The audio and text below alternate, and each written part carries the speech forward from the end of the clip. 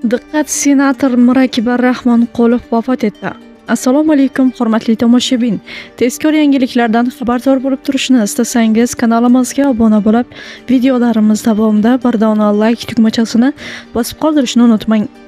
Prezident huzuridagi Qonunchilik va huquqiy siyosat instituti direktori senator Rahmonqulov Murakkab Hojiakbarovich 74 yoshda vafot etdi.